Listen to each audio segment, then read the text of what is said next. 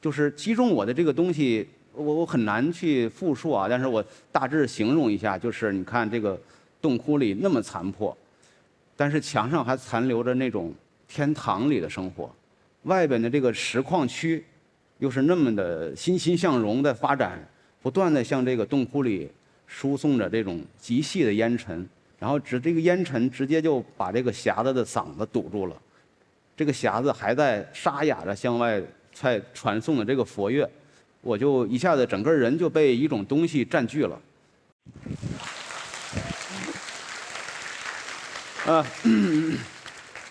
大家好，我叫梁硕，我是一个艺术家。虽然我是搞艺术的，但是最吸引我的事儿是游山访古、探野庙。在我看来呢，这国内的寺庙大致分为3类。第一类就是这种大家谁都知道的这种热门的旅游景点儿，它是文保单位，然后香火繁盛。第二类呢，就是这种散落在乡野里的这种中型的寺庙它虽然也是文保单位，但是呢，它地处偏远，很少有人知道它，旅游不火。第三类呢，就是这种纯荒的这种野庙。它既不是文保单位，然后也没有香火了，它基本上处于自生自灭的这种纯野生的状态。我今天讲的主要就是这个第3类这种寺庙，然后为啥要去探野庙？探这些荒庙呢？是有一个缘由，大概是2007年的时候，我和几个朋友，有一个自组织的一个小团伙叫调队。这个调队的意思就是我们看着这个艺术圈主流的这些玩法，我们觉得特别的假，特别的没劲。然后呢，我们就调队吧，就不跟了，自己去找一些好玩的东西来玩。然后睡庙呢，就是我们调队这个小团体的一个主要的一个活动。所谓的睡庙呢，其实就是找一个寺庙，然后去睡个觉，什么都不做啊。当然，其实你做其实就是不去搞那种一般的那种作品嘛。这些看到这些图片，就是我们这些年睡过的部分的寺庙，其实也包括前面刚才讲的那个3类寺庙但是呢。慢慢的，就是我们调队的成员都人到中年了，然后都各自忙各自的，然后就是没有时间再调队了。于是我们就从调队里边又调队了。但是呢，我个人一直在保持一个爱好，就是爬山。然后呢，我们就发现这个山里边最舒服的那个地儿，往往会有寺庙。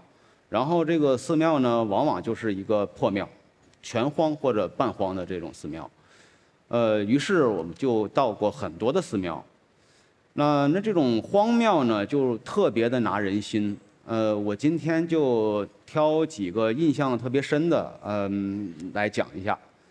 第一个，这个是烟霞洞，等待救命。等待救命的意思就是差不多快完蛋了，但是在等着有人去抢救它。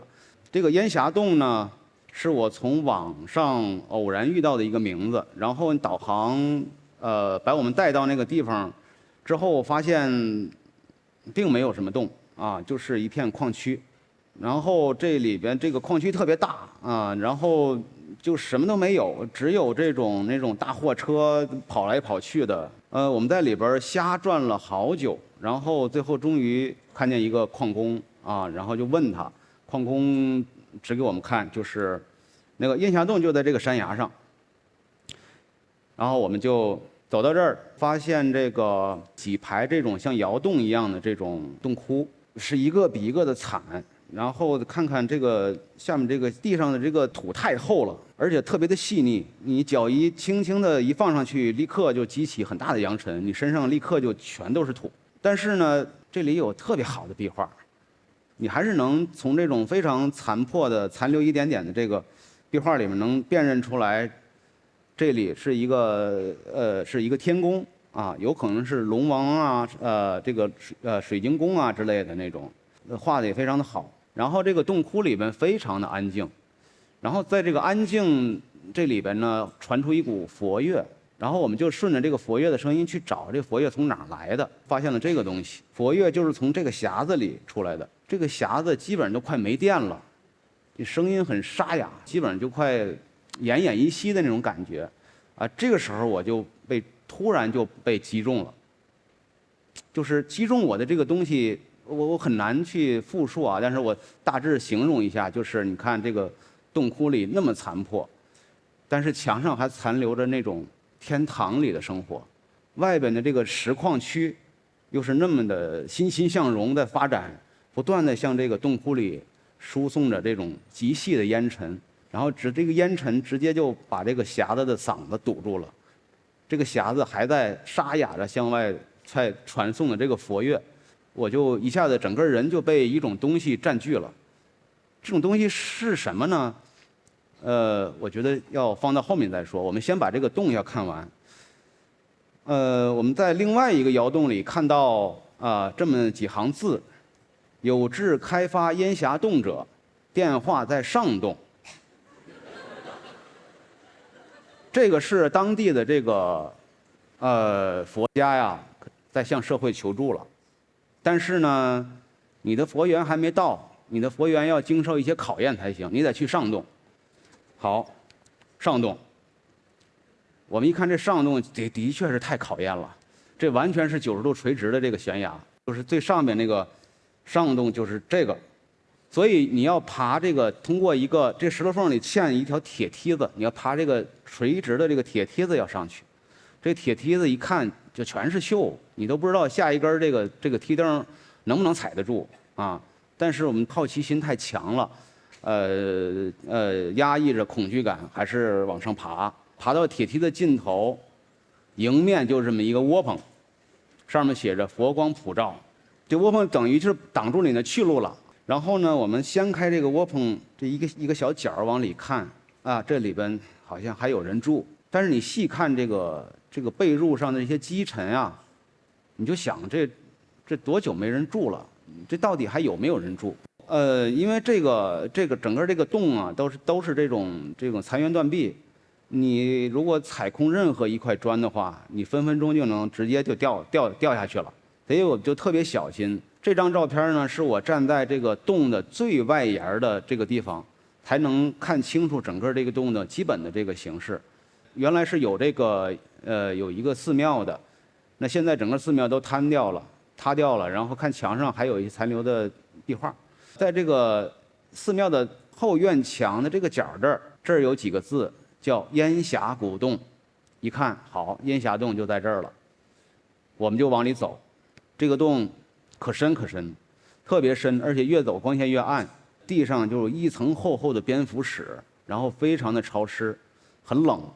我们在这儿发现了这个石壁上发现了几个字，就是对应了下边刚才这个求救的这个字：宝峰寺是庆敬，北京通州区居士庆良，后边还有电话。行，到这儿就算通关了，我觉得。因为这个洞里面太恐怖了，我们没待多久就往外走啊，就走出来之后，反方向一看这个洞外的这个风景，一下你这整个大地都看得很清楚了。这时候就是我们对这个烟霞洞的整个这个地形就非常的明了了。刚才我们是在寻找这个烟霞洞的这个过程里看到的那个石矿，其实它是把这个山崖前面的这片山整个都给掏掉了。那于是呢，藏在山里边的这个烟霞洞，现在是完全暴露在红尘之中了。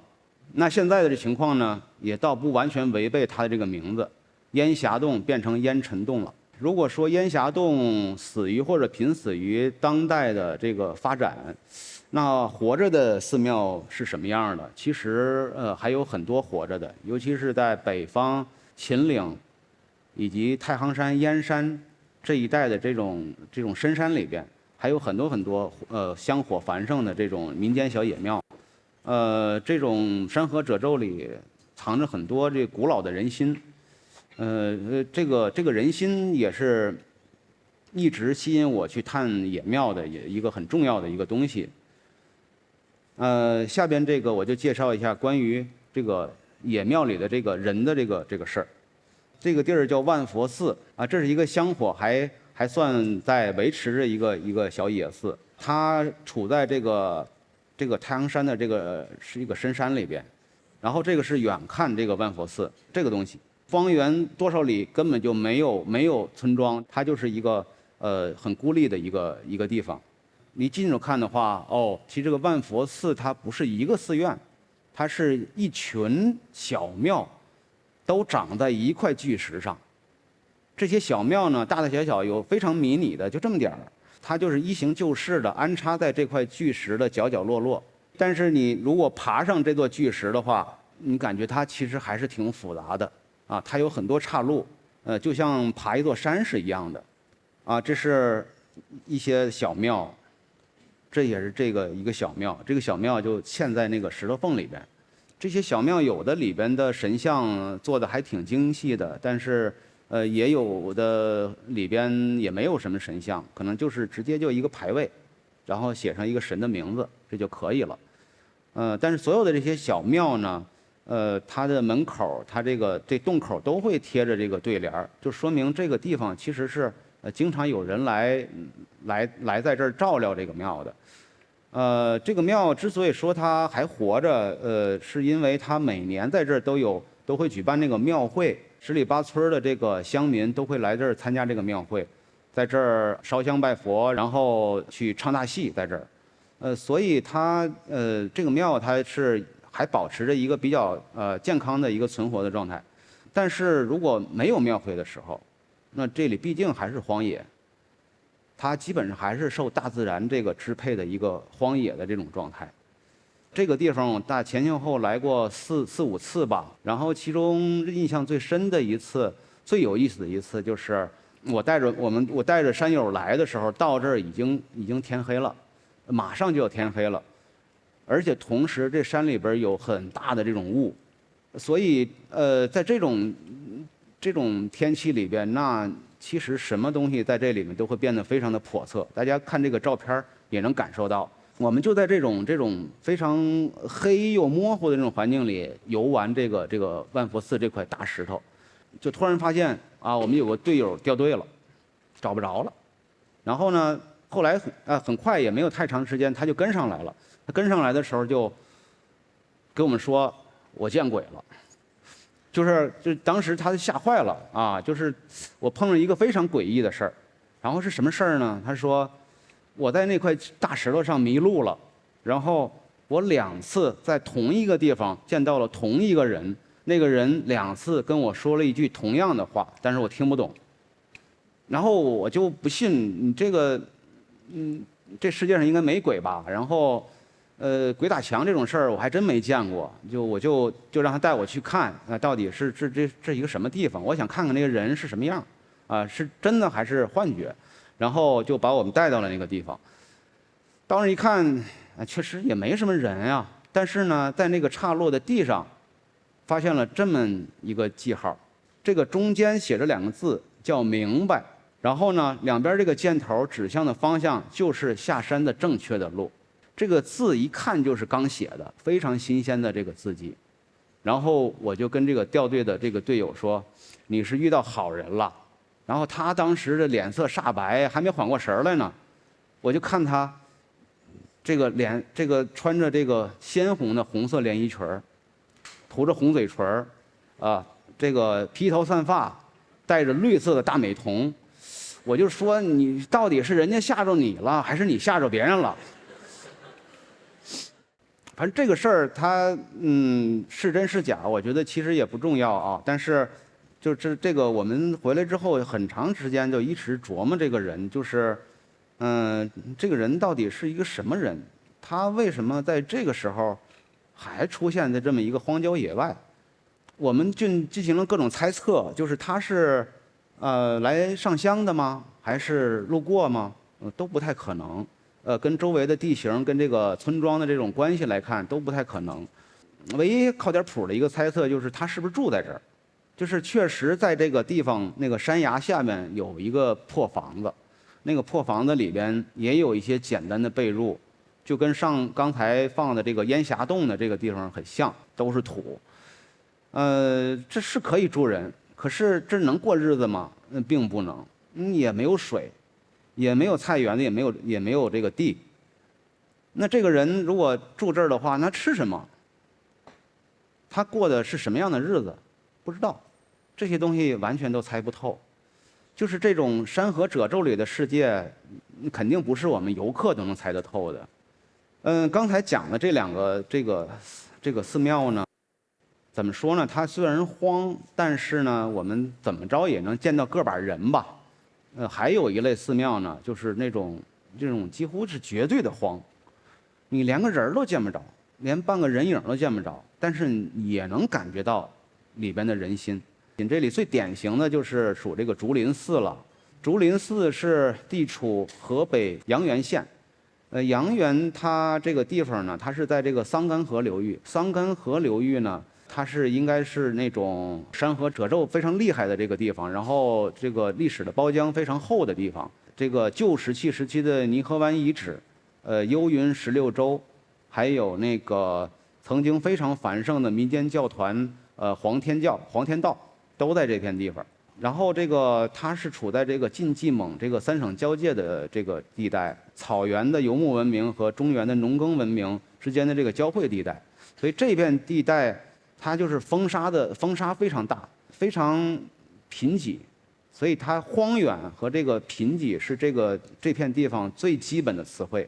去往竹林寺的这个路，唯一的就是这条河谷。这条河谷我们去的时候就完全被冰封住了。所以你只能在冰上走，本来这条路就非常的远，然后在行走又这么艰难，你就会觉得特别的漫长。然后这个山呢又没有什么可看的，是一种接近绝对的荒，一棵树都没有。然后这个河谷不论拐多少弯，每个弯都是一样的，所以你这里面又没有信号，你还导不了航，然后呢你只能就完全是硬往里走，就是凭着你的一点耐心和这种胆量就往里走。当你的耐心就快被耗干的时候，山顶上突然就会出现一个奇怪的房子，这个时候你就会觉得它就是必须是竹林寺了。一进到这个竹林寺的这个庭院，你就会立刻感觉到进入了另外一个世界，因为这里边被打理得非常的干净，它跟它外边的这个大环境感觉没什么关系。外边刮着大风，院里非常安静。然后这个寺院的格局呢，跟一般的寺院也不太像，它完全不是那种几进院落的那种格局，它没有院墙，它只有房。这个房所谓的房就是窑洞就是只有一排一排的窑洞，用拱门穿过这窑洞。然后所以它就造成了非常丰富的空间，它也没有一个个非常正规的所谓的庭院，它就是这些房子之间所挤出来的小空间它就是一个庭院，所以它大大小小它也不对称。它这么丰富的空间是干嘛用的呢？对于我们游客来说，那就是好玩嘛。但是对于寺院来说，它就是为了容纳更多的神。这个竹林寺和刚才说的那个万佛寺也是一样的，它就是一种全神的寺庙。就是所谓的全神，就是天地三界，这个儒道释就是什么神都有。它这个壁画是特别的多，种类也特别的丰富。它从明代到清代到民国，然后到当代的，就是感觉是上个月才画上去的这种壁画都有。从风格上来说呢，有这种典型的中原的这种风格，也有地方性的这种非常奇怪的这种风格。然后这么丰富的这个壁画的风格，再加上它的这种很丰富的空间加在一起，你走在里边就会有一种穿越时空的感觉。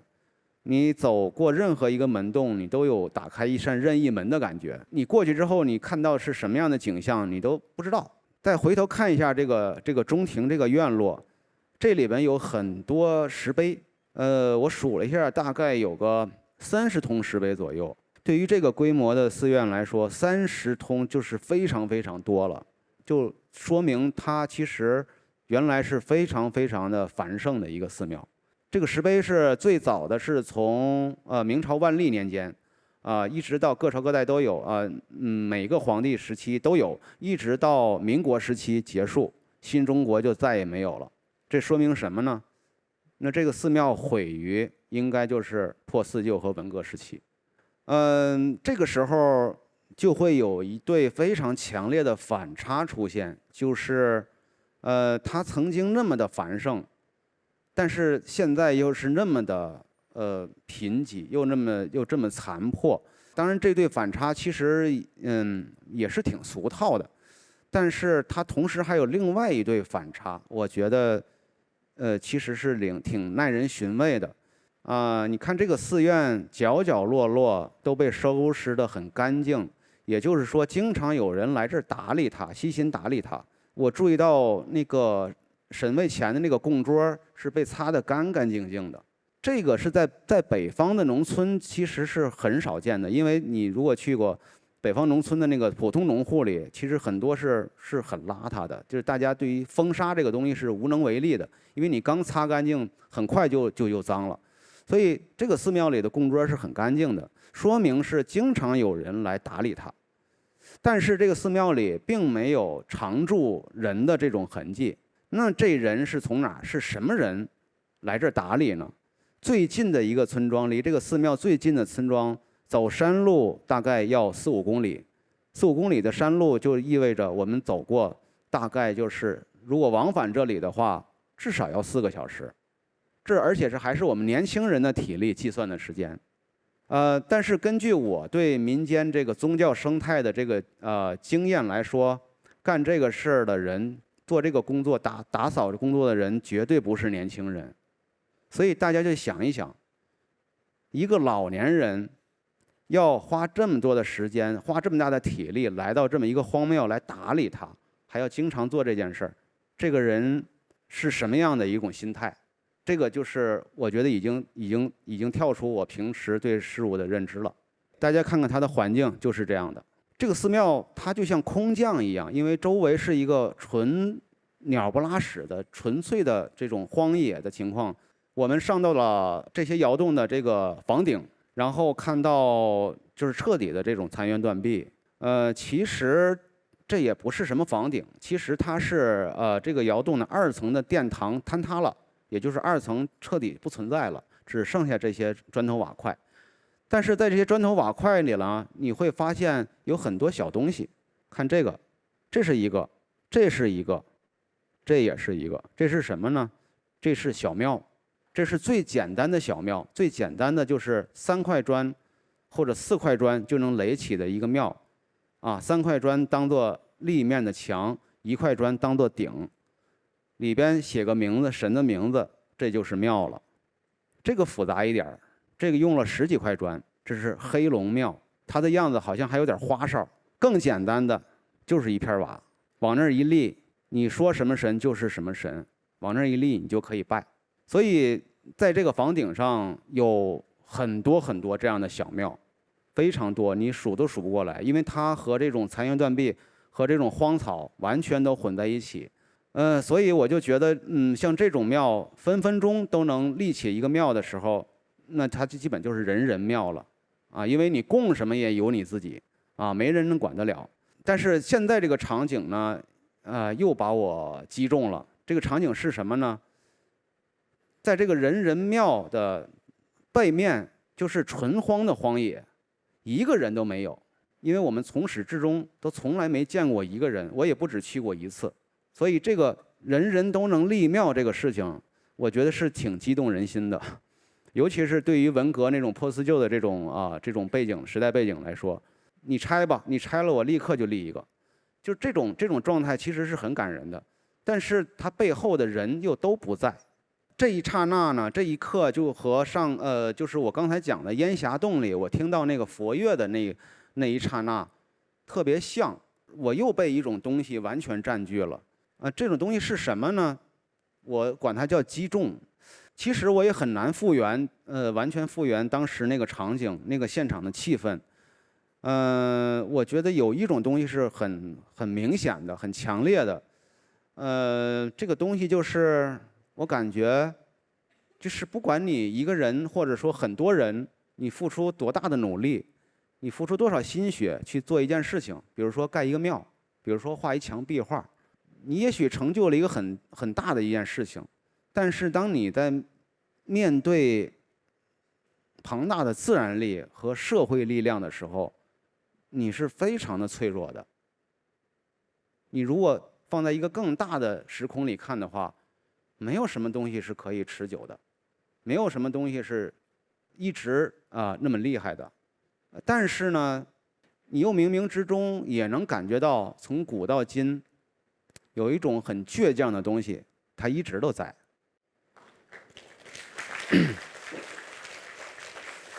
现在这时间可能已经快超时了，我再稍微很快的讲一下我这个，因为我是一个搞艺术的，游山探庙这种事情，对于我的作品来说有什么关系？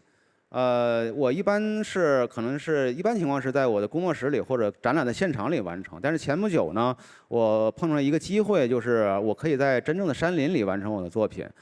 受到那个阿那亚金山岭的他们举办一个大地艺术节，邀请我去做一个作品。这个地方呢，就是在金山岭的长城下面是有一个这个都是悬崖，在悬崖下面有一个地方叫老道洞。然后进到洞里呢，是这样的一个场景啊，也是有人住在里边，但是你不知道它能不能住人，所以这个东西就是启发了我，我就发现这个山崖上还有很多小洞，小的那种天然洞穴。然后呢，我就觉得这个小洞，既然它是和老道洞都是有这种家的感觉，但不一定是人住的家，也许是小动物，也许是不知道是什么东西，我就特别想把它装修起来，就把它弄得舒舒服服、干干净净的。于是我就嵌了好多瓷砖，用瓷砖把它给装修起来。这些小洞，这是其中一个，在这儿，然后另外几个，这个在这儿，这是最后一个。昨天在网上发现一个人在网上发了一张照片，就是这个小洞里边多了一块石头。我一看就特别高兴，我觉得这个时候我的作品可能才是一个完成的状态。就是这个石头给我的感觉让我开心是什么呢？就是可能就是随便一件非常普通的东西放到这里边，它可能就具备了某种灵性和神性。但是这个灵性和神性的东西它不能持久。那什么东西持久呢？金字塔持久吗？比这个东西持久的多。但是你如果放在茫茫宇宙里，它们就是一瞬间，全是一瞬间。谢谢大家。